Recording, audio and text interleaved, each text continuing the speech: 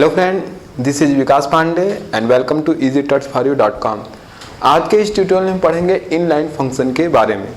जैसा कि हम पहले फंक्शन के बारे में और भी टॉपिक पढ़ चुके हैं, आज हम देखेंगे कि इनलाइन फंक्शन का यूज़ हम प्रोग्राम में क्यों करते हैं और इनलाइन फंक्शन होता क्या है। तो सबसे पहले मैं बता दूं, अगर हम कोई फंक्शन बनाते हैं, मान लीजिए ये फंक्शन का हेडर है,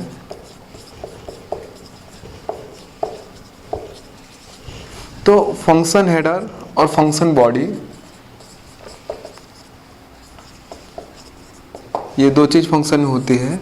तो जब हम फंक्शन हेडर लिखते हैं तो फंक्शन हेडर में अगर हम इनलाइन का यूज़ करें तो ये जो फंक्शन है वो इनलाइन कहलाता है। मतलब हम जब भी फंक्शन बनाते हैं और फंक्शन को लिखते हैं तो हम उसके सामने इस तरीके से इनलाइन का यूज़ कर सकते हैं। इनलाइन कीवर्ड का यूज़ करने पर वो फंक्शन इनलाइन फंक्शन कहलाता है। तो हम आज देखेंगे कि ये फंक्शन इनलाइन क्यों बनाते हैं या फिर इनलाइन फंक्शन का यूज़ क्या होता है प्रोग्राम में। जब हम प्रोग्राम में फंक्शन लिखते हैं या फंक्शन बनाते हैं और जब कभी इसके हम मेन में जनरली ये जो कॉन्सेप्ट है, ये जब हम क्लास ऑब्जेक्ट के थ्रू प्रोग्राम बनाते हैं तो क्लास के अंदर जब हम फंक्शन बनाते हैं तो ऑलरेडी इनलाइन होता है। लेकिन जब हम फंक्शन को क्लास के बाहर डिफाइन करते हैं तो चाहे तो उसे इनलाइन बना सकते हैं। तो जनरली क्लास और ऑब्जेक्ट के प्रोग्राम में हम इसका यूज़ करते हैं। यहाँ पर मैं सिंपल एग्जांपल से आपको समझा रहा हूँ कि मान लीजिए हमने एक फंक्शन बनाया और मेन प्रोग्राम में से यूज़ किया उसके लिए, क्योंकि हम जब फंक्शन बनाते हैं, अभी क्लास ऑब्जेक्ट के थ्रू हम प्रोग्राम नहीं बना रहे हैं, आगे के वीडियो में हम क्लास और ऑब्जेक्ट पढ़ेंगे। जब हम नॉर्मल प्रोग्राम बनाते हैं तो जो फंक्शन होता है उसे हम डिफाइन करते हैं और मेन में कॉल करते हैं। तो एग्जांपल के लिए मान लीजिए हमने एक फंक्शन बनाया इनलाइन और मान लीजिए कि ये फंक्शन कोई वैल्यू रिटर्न करता है इंटीजर टाइप की, इंट मैक्स, और यहाँ पर दो आर्गुमेंट के रूप में लेता है दो वैल्यू, इंट एक्स और इंट वाई। तो ये फंक्शन है और फंक्शन को हमने इनलाइन बनाया। जब हम मेन में इसे कॉल करते हैं कहीं भी, मान लीजिए कहीं भी मैं मेन में इसको कॉल करता हूँ सी आउट मैक्स, वैल्यू देते हैं 10 और 20। तो इस तरीके से होता क्या है, जब हम नॉर्मल फंक्शन बनाते हैं, मान लीजिए यहाँ पर इनलाइन का यूज़ नहीं है, नॉर्मल फंक्शन बनाते हैं, तो जब भी मेन में हमारे द्वारा बनाया गया फंक्शन जब मेन में या किसी फंक्शन में कॉल किया जाता है तो फंक्शन जो कंट्रोल होता है प्रोग्राम का, वो प्रोग्राम से फंक्शन के पास जंप करता है और वापस से फिर उस फंक्शन के पास से मेन पर रिटर्न होता है। तो इस तरीके से इसमें जो टाइम है वो एक्स्ट्रा टाइम लगता है जंपिंग में। ऐसे मान लीजिए कि बहुत से फंक्शन हैं, तो ये जो जंपिंग का टाइम है प्रोग्राम से फंक्शन की तरफ, फंक्शन से प्रोग्राम की तरफ, ये बहुत सा लग जाता है। जबकि वो प्रोग्राम मान लीजिए वो फंक्शन बहुत बड़ा ना हो कि एक लाइन या दो लाइन यानी बहुत छोटा हो, तो भी ये टाइम उसमें लगता है कि जो प्रोग्राम होता है वो एग्जीक्यूट होते समय फंक्शन पे जंप करता है और वापस फिर से प्रोग्राम पर आता है।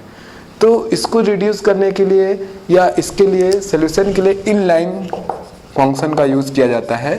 इनलाइन का मतलब ये होता है कि अगर आप फंक्शन के सामने इनलाइन कीवर्ड का यूज़ करते हैं और फंक्शन अगर बहुत बड़ा नहीं है, एक या दो लाइन का, या छोटा है, सामान्य है, नॉर्मल है, तो ये जो फंक्शन है वो जब प्रोग्राम कंपाइल होता है तो कंपाइल टाइम पर फंक्शन कॉल की जगह, जैसे यहाँ पे फंक्शन कॉल किया गया है, फंक्शन के कोड को, जो भी इसके अंदर कोड होगा वो वहाँ पर प्लेस कर दिया जाता है। तो जिससे ये जो जंपिंग का टाइम है, जो एग्जीक्यूशन के समय प्रोग्राम जंप करता है फिर रिटर्न होता है, ये टाइम जो है वो रिड्यूस हो जाता है या फिर बच जाता है। तो इस तरीके से इनलाइन फंक्शन की हम बात करें तो जब हम इनलाइन फंक्शन के साथ इनलाइन कीवर्ड का यूज़ करते हैं तो प्रोग्राम में जहाँ भी फंक्शन कॉल होता है उसकी जगह पर फंक्शन का कोड प्लेस कर दिया जाता है कंपाइलर द्वारा कंपाइल टाइम पे। लेकिन इसमें रिस्ट्रिक्शन क्या है वो देखते हैं। यहाँ पर जो इनलाइन है ये कंपाइलर को रिक्वेस्ट भेजता है, ना कि कोई कमांड भेजता है। इसका मतलब यह है कि मान लीजिए हमने एक फंक्शन बनाया और फंक्शन को इनलाइन किया, इस तरीके से इनलाइन कीवर्ड का यूज़ किया, तो जब हम प्रोग्राम को कंपाइल करते हैं तो ये कंपाइलर को रिक्वेस्ट भेजता है फंक्शन को इनलाइन करने के लिए। यानी जहाँ जहाँ प्रोग्राम में 1, 2 या 50 या जितने भी पॉइंट है फंक्शन कॉल किया गया है वहाँ पर इसका कोड जो है प्लेस कर दिया जाता है कंपाइलर द्वारा। लेकिन अगर फंक्शन 1 या 2 लाइन का है, नॉर्मल सा है तब। लेकिन अगर फंक्शन कॉम्प्लिकेटेड है और साइज में बड़ा है तो ये जो रिक्वेस्ट है कंपाइलर द्वारा इग्नोर किया जा सकता है और ऐसे फंक्शन को नॉर्मल फंक्शन जैसा ही ट्रीट किया जा सकता है। तो ये होता है इनलाइन फंक्शन जिसका यूज़ हम प्रोग्राम में करते हैं। इनलाइन फंक्शन बनाने के लिए फंक्शन लिखते समय उसके सामने इनलाइन कीवर्ड का यूज़ किया जाता है और फंक्शन कॉल से पहले उसको डिफाइन किया जाता है।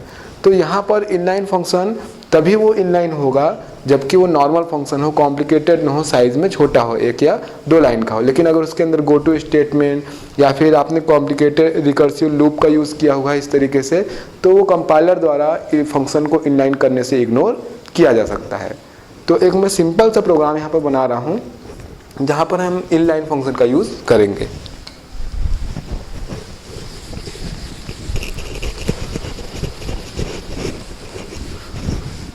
छोटा सा एक मैं प्रोग्राम बना रहा हूँ इनलाइन फंक्शन के लिए। हैज़ इंक्लूड आयो स्ट्रीम डॉट एच और इसी तरीके से हैज़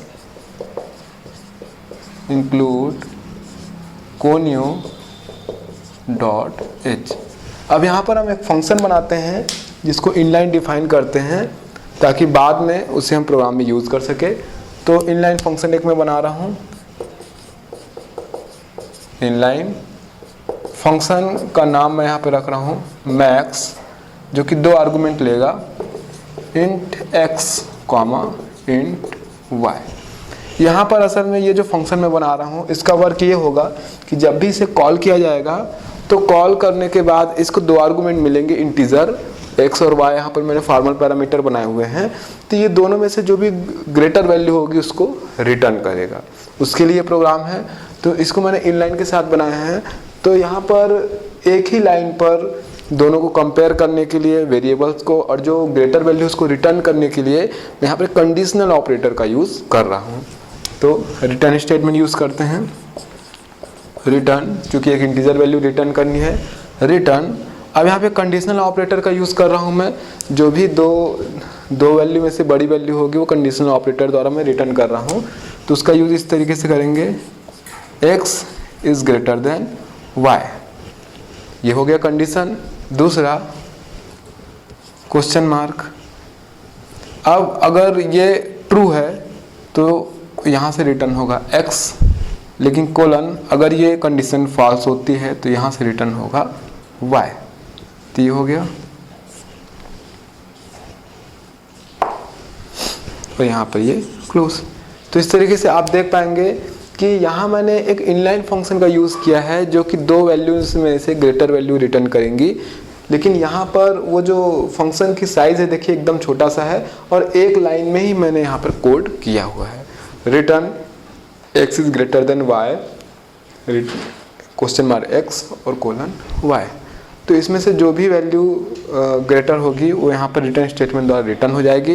इस फंक्शन को मैंने इनलाइन बनाया है और नॉर्मल फंक्शन की तरह हम इसे मेन में कॉल करेंगे। इंट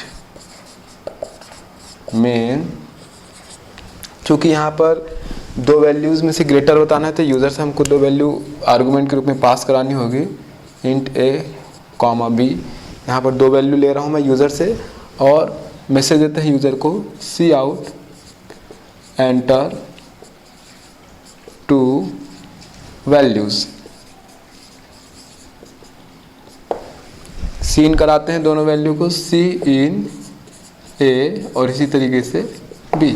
यहाँ पर यूज़र द्वारा मैंने 2 वैल्यू एंटर कराई जो कि स्टोर कराई ए और बी में। और जो ग्रेटर वैल्यू उसको प्रिंट करने के लिए अब यहाँ पर सी आउट स्टेटमेंट का यूज़ करता हूँ मैं। सी आउट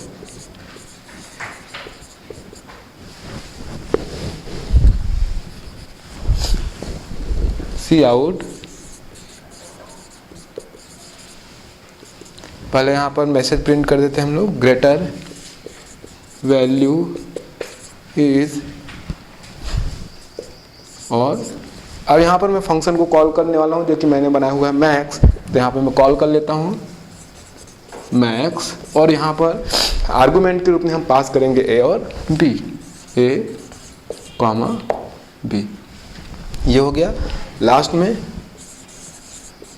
गेट ch और सबसे लास्ट में रिटर्न स्टेटमेंट का यूज़ करूँगा मैं, रिटर्न 0, और यहाँ पर ये मेन प्रोग्राम क्लोज। तो आप यहाँ पर देख पाएंगे कि किस तरीके से मैंने एक छोटा सा जो फंक्शन बनाया है उसको इनलाइन यूज़ किया है, यानी कंपाइलर को रिक्वेस्ट किया गया है इनलाइन करने के लिए। तो फंक्शन कॉल यहाँ पर प्रोग्राम में जहाँ भी किया गया है, जैसे मैंने फंक्शन कॉल किया है, देखिए ग्रेटर वैल्यू इज़, और यहाँ पर मैक्स आर्गूमेंट के रूप में पास किया है ए और बी। तो इस तरीके से जब ये प्रोग्राम रन होगा तो कंपाइल टाइम में कंपाइलर को इनलाइन से रिक्वेस्ट भेजा जाएगा कोड को इनलाइन करने के लिए। तो चूंकि ये छोटा सा फंक्शन है तो इसका जो कोड है वो जहाँ पे फंक्शन कॉल है वहाँ पर ये प्लेस हो जाएगा। तो इस तरीके से इनलाइन फंक्शन का यूज़ हम प्रोग्राम में करते हैं। अगर प्रोग्राम में फंक्शन छोटा सा है और बहुत जगह बहुत पॉइंट पे प्रोग्राम में बार बार यूज़ हो रहा है तो हम उसे इनलाइन फंक्शन का यूज़ कर सकते हैं, लेकिन ये कंपाइलर के ऊपर डिपेंड है तो उसके इनलाइन करता है या फिर नहीं करता है, क्योंकि ये केवल रिक्वेस्ट है कंपाइलर को उस फंक्शन को इनलाइन करने के लिए। अगर फंक्शन नॉर्मल है, छोटा सा है, तो इनलाइन किया जाएगा, अदरवाइज इस रिक्वेस्ट को इग्नोर कर दिया जाएगा। तो आज के इस प्रोग्राम में हमने इनलाइन फंक्शन के बारे में पढ़ा। आगे के प्रोग्राम में, आगे के वीडियोज़ में हम और भी प्रोग्राम देखेंगे। तब तक के लिए आप हमारी वेबसाइट easytouchforyou.com पे लॉगिन कर सकते हैं। तब तक के लिए बाय।